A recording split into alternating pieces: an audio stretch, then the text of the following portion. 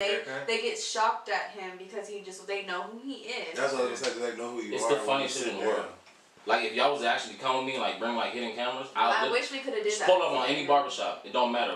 Hispanic, black shop, Asian shop. It don't matter. White shop. Anybody get me next? I don't care who it is. Literally. All right, cool. What you want? I need a bald fade, number 3 on top. Don't line me up. You can't mess that up. But the barbers will literally sit there like, oh man, You don't care about the services that you give? No, see, this is the thing though. Like, this is another reason why I do that. I go to different barbershops so I can justify my price. You see what I'm saying? Like, I need to see what other barbers are doing and how they're servicing their clients. You know, like if you're not going to service me the way I would service myself, what makes me think that you deserve $50 to $100? Right. So if I'm doing all this extra stuff and I can charge somebody $250, of course that puts me in a whole nother category because I'm offering all of this stuff to my clients. I give my clients product and they're like, well, yo, how come you charge so much? I give you product. If I notice that you're thinning, I will give you a shampoo. Like, this is for you. Yeah, absolutely. Fix this, so next time it makes it a lot easier. He does everything. And my clients appreciate that. Right, absolutely. You know? What kind of products do you give to your clients that are good? It just really depends. Like if they have a beard, I give them a beard oil, a beard wash. If they have like, it just depends on what type of hairstyle they have. So if they have waves, I would definitely tell them don't use any grease. You know, use our shea butters and our shea glazes that we have from Team Exotics. Like here, just take all of this. And that is who? Are you sponsored by Team Exotics? Yeah, I'm one of the Team Exotics members. So I'm the 33rd. All them products that us being created, where's that being created at? From New York. It's all from one man. My man Curtis Smith. Okay. He's like the founder of Exotics. Puff Daddy's original barber. Shout out. What has been your most influential, inspiring moment throughout your career? Like, what is one of like the highlight moment of your career thus far? Being acknowledged by some of the best barbers that's ever cut hair. Like, but you did your homework, so you know who. Yeah, absolutely. Right. Like I kid you not. Like when I say that I used to watch, barber videos and stuff like that. So for me to be able to be on the same type of platform as them and be acknowledged by them, and for them to come to me like, hey, you know what? I actually see you doing your work, bro. Like, congratulations. Like, you done made it, and you've only been cutting. It's shocking to them. They're like, how did you do that in 3 years? Like, we've been cutting 10, 15 years. Some of us haven't even done that. There's barbers that have been cutting over 10, 15 years. It was that real estate. It was just I wanted more. It was a hustle, yeah. You know what I'm saying? Branding, marketing. Yeah. Like I had $1 million home before. I needed another one. You know what I'm saying? The game. I need to. If I don't make $1,500, $2,000 a day, I'm like killing myself. Like, what is wrong with me? I'm broke. Because in barber school, I told you, they tell you if you're a barber, you don't have $100 to your name in your wallet, you're broke. So I'm like, $100. Like, I want to be able to wipe my ass with $100. And it's not even trying to be cocky. It's like I just expect more, and I know, I know what's out there. I can't kick it around all these, basketball players, rappers, R&B singers, and just be that one dude. Like, oh yeah, that's just the barber. Yeah. It's the respect that I wanted. So now, like when I have my daughter with me and we go to like shows, and we're backstage, the artist is coming up to me. Hey, what's up, JC? My daughter's looking like, Daddy, they know you? Yeah. Like they respect me. Like at the end of the day, like you and they respect your craft. Absolutely. Yeah. They respect my time. Absolutely. And there's been several times where I've told them like, bro, I'm not gonna cut your hair. You got me fucked up. You want me to come cut your hair at midnight? You don't want to pay me $500? I gotta get up out of my bed. I gotta leave my daughters to come cut your hair. Mind you, you want me to pull up to the studio while you want to smoke weed. You want to sit there. Hold on, let me get this other track done. I end up being there for 3-4 hours. So if you just say you do that, is the charge and fees go up by the hour, or by? It'll be minimum 5. 5. Okay. Yeah. After midnight. After midnight, because you gotta pay me for my time. True that. And you have a family. Absolutely. And there's times. What's crazy is like my clients now, like I've had to put them in a situation where they're like, I can't just hit JC up and get a haircut right then and there. It used to be like that. But because they understand that I work with so many people, and I always make sure that I'm available for them. So all I tell them is just respect my time, and I'll make sure that I'm there for you. Right. You know, give me your calendar. You know, I have all my clients' calendars, so I know what dates are coming up. That way I'm able to prepare. Now, if I can't make it, I will always make sure that you are cut by somebody that will give you the same type of service, and it works. Right. No matter what, they'll still call me. I don't care if they go to another city Because or they not. trust your judgment. They're always gonna ask, JC, Right. I need a cut. I'm in such and such city. Can you hook me up? I got you. Make a phone call. You know. Would you send somebody from the Brotherhood camp? Or Off top, they go first. Oh, okay. Or Yeah. would you send somebody that you go to different cities and connect with different barbers? It just depends. Like when I go to these barber battles and stuff like that, that's the main reason why I really like emphasize on doing these networking parties with these barber battles, because you never know who you'll meet. So inspiring. Where all these barber battles look like? They're all over. Every single month there's a barber battle in a different city. Oh, really? Yeah, with exotic. So the Super Bowl of barber battles is coming up in April 22nd, April 23rd. Out here? No, it's in Connecticut. Connecticut. It's a Super Bowl of barber Super battles, Bowl, okay. and I'm hosting the very first enhancement battle. Hey. You guys know what enhancements are and stuff like No. that? No, Yeah, You like guys seen like the hair fibers I and thought it was the pills and shit. nah, like I can literally, if somebody was bald, I can literally make a whole haircut out of you being bald, and it actually look like hair. You guys haven't seen that? Really? Nah. Yeah. Huh. That's crazy. So it's the very first hair enhancement battle.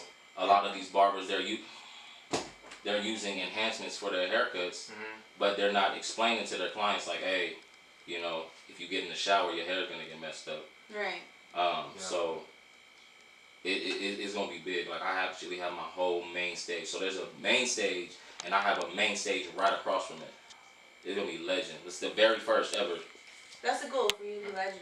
And where's this one at? This one's in Connecticut. Connecticut. Okay. That's an enhancement Oh battle. shit! No. And to way. make it look natural. I don't know if you want to put that like right up in Hey yo, we gotta get this on camera. Yo, these dudes is working miracles out here. Zero to hero. I like that. Zero to hero. Yeah, So you were talking about brotherhood being off top, one of the barbers to send out. What does brotherhood and the Valley mean to you? Family. Like we all grew up together. Aaron Ray, B. Murr, Don, LP. Like we all grew up together. So it's like it's family first, no matter what. Absolutely. You know. Brotherhood. Oh, Oh, right yeah, there. tatted. There you go. Of course. Oh, you know it's real. Right there for you. It's more than just a barbershop. It's more than just a clothing line. It's more than just a party crew. Like Right. we got each other's back no matter what. What? If I don't got it, you know, I make sure that they got it. Where are you trying to? I mean, you're not like you say. I'm just a barber, but you're obviously not just a barber. I'm a businessman. You're a businessman. You're a spokesperson. You're an inspiration to a lot of people. You're an educator. There you go. And you're a stylist. You're an artist. But where do you have like an ultimate goal with all of this? Are you trying to branch off and build your own product line? So now we're getting into what's coming up for Yeah, JC. What's next for coming next? JC? For the businessman barber. Okay, I don't want to toot my own horn, Toot it. Toot toot. Toot toot. Big big. but I do have my reality show coming up. Okay. Hey. I chose to do an overseas deal because I'm an executive producer on the show, and I didn't want to conform to what the states want me to do. There you go. The content that they want me to put out. So what I did was I had agreements from every single one of my clients stating that they'll be on the show. What that did was it brought one of the biggest distributors from Australia and China to basically distribute my show. Wow. It's gonna be shot out here. It'll be shot out here. It'll be show ran out here, Ooh. but distributed over the world. Overseas. Hey. Now, when it's running all over the world on all of the biggest networks, guess what happens? The states are gonna get tuned to that. Oh, of course. We want to run those shows in the states. Okay, how much? Businessman. So Now they have to. Now they have to. Yeah, Yeah, of course, they have off to top. come. They come Yeah, to now you. you got the leg up. Exactly. So that's one. Through that, because I signed a 2-season deal, we're gonna include the product line into that, So we're gonna use the show to streamline the product line. I want to be the first barber to retire before 10 years. And you've only been doing it for 6. Mm-hmm. Honestly, like, I'm not gonna cry because I'm so passionate, but I just remember, no, real life, because we started, I met you in a transition of my life at the gym. Mm-hmm. And we used to bring the kids and all that. But if you're saying 6 years, that literally means that you started when I started working at the gym. Mm-hmm. And then with the gym came the Hollywood scene for me, and I fell into this stuff. Mm-hmm. But to see your growth from the time that I met you, which was only 5-6 years ago, to now, and what you plan on doing is such an inspiration, not only in the barber world, but like just to anybody. Yeah, to anybody who has any type of goal, and it just shows like the proof's in the pudding. Mm-hmm. I literally remember watching you just be upstairs playing ball, and the gym was, for me as well, such a great networking station. Absolutely. If you're going to the gym, you're goal oriented, you have something in your pocket, and you care about yourself. So that was a great place to find clients as well, right? Yeah, and I couldn't even afford to get into that gym. I was Hey, I was a front desk. Can I get in? I'm sorry, but I was one of them, like. Yeah, she was like, go ahead. Go ahead. But see, one of the main things that's helped me not only motivate myself but motivate others is, in today's age, you hear a lot of people say the word try. True. You guys can agree with that? Absolutely. Oh, I'm gonna try to do that. Oh, yeah. I'm gonna try to get this done. I'm gonna try to get that done. Right? Mm-hmm. Let me see this. Do me a favor. Try to pick up that ball. You did it, right?